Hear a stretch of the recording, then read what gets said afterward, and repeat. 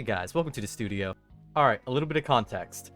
Some friends and I were planning a Fallout group cosplay for like 4 months, and naturally I would help out with making a lot of the props.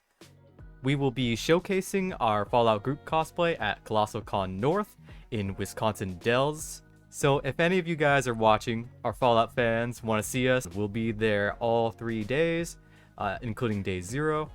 And yeah, it'll be fun. Without wasting any more time, let's jump right into it.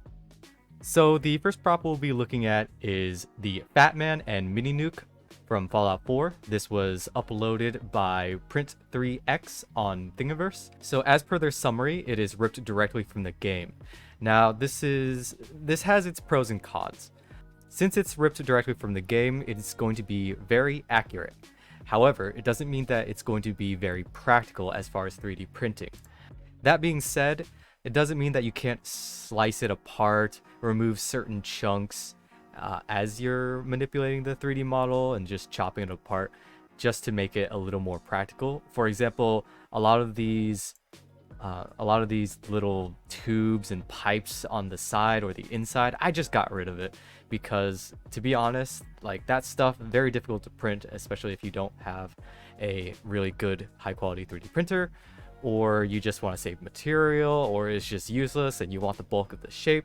But other than that, this is not a bad model.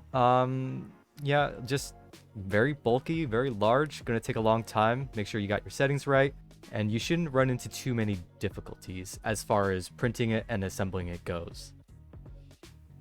For the next 3D model, we'll be looking at the Super Sledge. This was uploaded by Kahidusek on Thingiverse. I decided to go with this one. It is a very simplified version of the Super Sledge.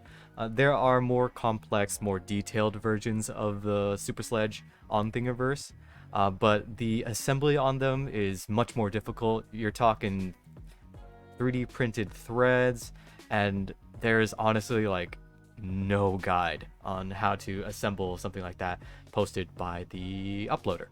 And this one, it's just super simplified, so assembling it would be a lot easier. There are some problems with this 3D model in particular, however. But even with those problems, I decided to just go with it since it is much simpler to 3D print and assemble. In conjunction with that particular Super Sledge, I decided to go with printing the flame effect for Super Sledge. This was uploaded by Captain Amazing on Thingiverse.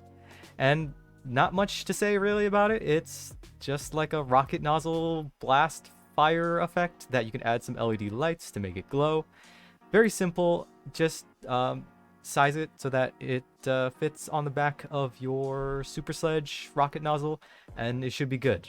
Just print it in a clear filament and Bob's your uncle. Up next is the plasma pistol. This is the plasma pistol from Fallout 76, uploaded by Blacksmithing Gamer. He happens to have his own video on it. This is uploaded on Thingiverse. I would definitely recommend checking it out. As you can see, his paint job is definitely a lot better than mine. Mine's pretty dog water, but we'll probably have to touch that up later. Now, we did have a painting day where we all gathered up and worked on our own props.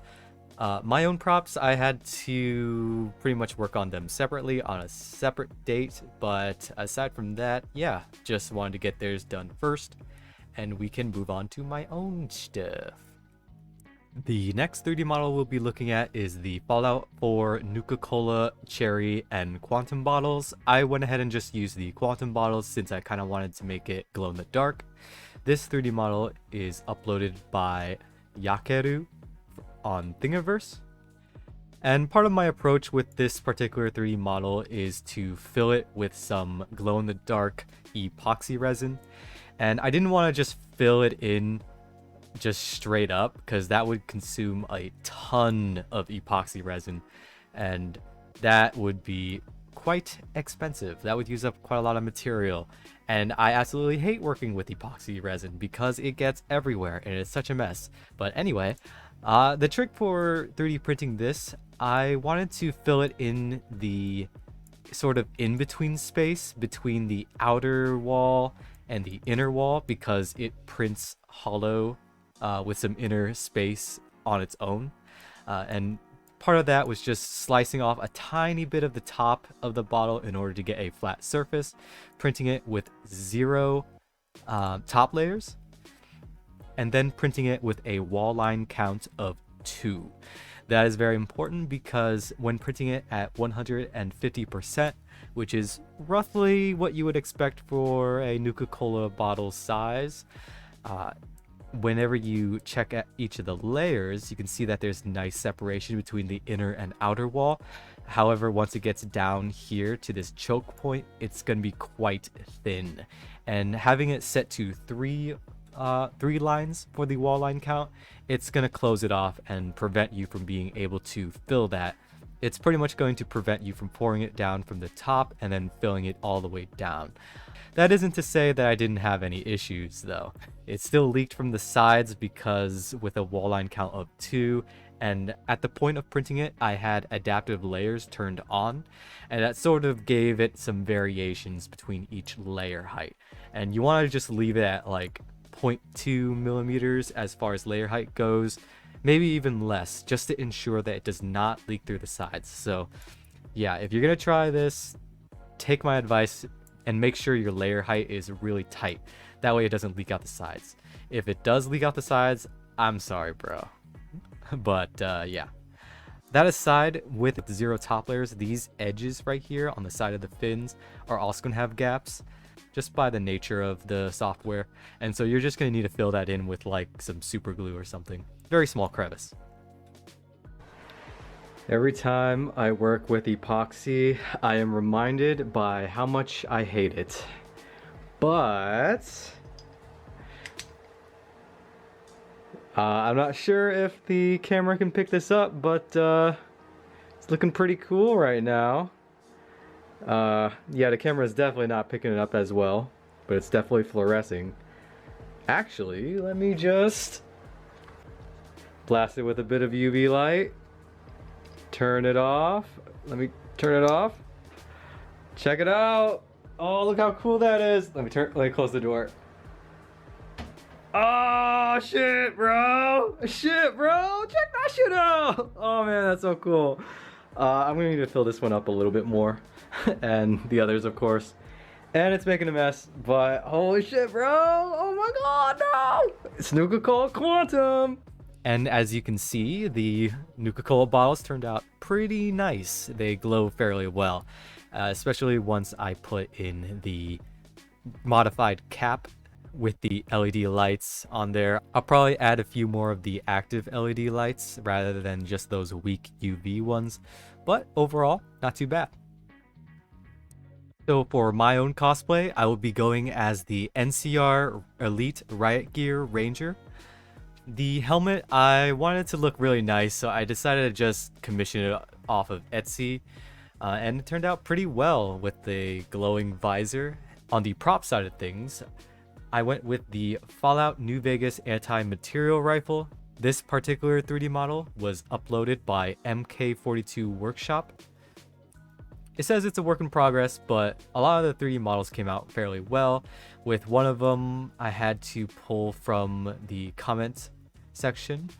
Somebody adjusted the parts. Their scaling, I didn't follow the scaling exactly, but as long as you throw them all into Cura and then line them up in order to get the proper scaling for whatever your needs are, then you should be good. And then assembly is fairly simple. For the armor set of the NCR Ranger, I went with the Fallout NCR Ranger Combat Armor. This is on Cults 3D, uploaded by LA Factory Store. It's a very good set of 3D models. For some reason, when I threw them all onto Cura, the size of the STL files ended up being really small and scaling it was an issue. However, when you throw up the object files, they're scaled fairly well and should be printed just as is if you have a fairly thin body type like I do. Now, the thing is, with the chest piece, it's very tight fitting on my body. And as you can see, I'm a fairly thin guy. And like the circumference of my chest is like 32 inches, I think. Maybe 33 or 34 if I breathe in. And it is like tight. So if you're some wide-bodied Kylo Ren looking ass motherfucker, you're probably gonna want to widen that thing out. Now, this wouldn't be mad props if I didn't go extra. So I wanted to 3D print out a big ol' Sentry Bot. This is the Fallout 3 Sentry Bot Battle Damaged 3D model, uploaded by Al Pokemon. It's a remixed version of the game ripped model. Overall, the 3D models uploaded were of decent quality and not too difficult to slice apart and print in practical orientations. For the bottom of the wheels, I wanted it to be able to roll around, so I pretty much just sliced a nice flat surface in order to attach some ball bearings. Now, I did buy some ball bearings off of Amazon, but they were kind of crap. Like, they would not roll that well, so I pretty much had to tear those off and then attach some much better roller wheels. That would be what I suggest if anyone were to use this approach for anything. It doesn't have to be the Sentry Bot, but yeah, roller wheels are a much better option. As an aside, if you are planning on printing out the Sentry Bot jumbo size like I am, be sure to print out these thin leg parts with extra infill and extra wall line count, because if you're carrying her around and you have a dog around, she might be a little too excited and then accidentally bump into one of the legs and then cause it to like snap off, and then you gotta tear the shit out of it and rip it out in order to print a replacement. But if that happens, as a side note, using a hatchet to wedge between two major flat parts of a 3D print, plus a hammer, and plus avoiding hurting yourself, is a pretty decent tactic for like prying them apart and then just reprinting this chunk. Yeah, I always recommend weapons as a tool for makers. So, yep. Anyway, that's pretty much all the props that I wanted to talk about. Once again, we'll be going to ColossalCon North this November 2023. If you guys have any questions, go ahead and ask them in the comments section. Go ahead and like and subscribe, all that jazz. And yeah, see ya!